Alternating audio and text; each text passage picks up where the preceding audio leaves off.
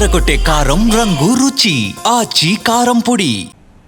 AP మంత్రి గుమ్మడి సంధ్యారాణి కోపంతో రగిలిపోయారు. తన కుటుంబం తన పిఏపై తప్పుడు ప్రచారం చేశారంటూ ఫైర్ అయ్యారు. తనను రాజకీయంగా ఎదుర్కోలేక ఇలా చేస్తున్నారని, అందరిపై త్వరలో చర్యలుంటాయని తెలిపారు ఆమె.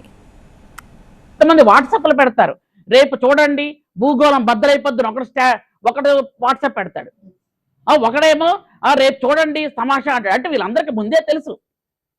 ఎవరెవరిని ముందే మళ్ళీ చెప్తున్నాను, ఎవరెవరు ప్రోద్బలం చేశారో, ఎవరెవరు తీసుకెళ్లారో, ఎవరెవరు ముందుగా ఆవిడతో మాట్లాడారో, ఎవరెవరు చేయించారో, నన్ను రాజకీయంగా ఎదుర్కోలేక ఎవరెవరు చేయించారో మొత్తం అన్ని ఫోన్లో నుంచి బయటకు వస్తాయి. అందుకనే మనం సైబర్ క్రైమ్కి అప్పచెప్పాం. సైబర్ క్రైమ్ అయితే పూర్తిగా ఆధారాలతో బయటకు వస్తాయని. బయటకు వస్తే అన్ని బండారాలు బయటపడతాయి.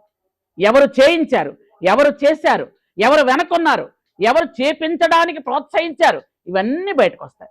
బయటకు వస్తే ఎవరిని చట్టం వదలదు, న్యాయం వదలదు, సంధ్యారాణి వదలదు, దేవుడు వదలడు. ఎట్టి పరిస్థితి.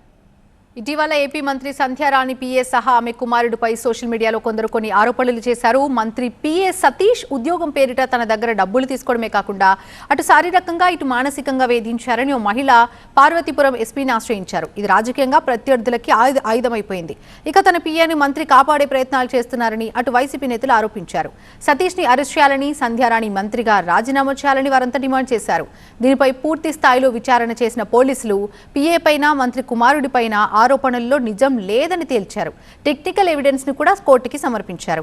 ఇక ఈ నేపథ్యంలో వైసీపీ నేతలకి మంత్రి సంధ్యారాణి సవాల్ విసిరారు. ధైర్యం ఉంటే తనను నేరుగా ఎదుర్కోవాలంటున్నారు ఆమె.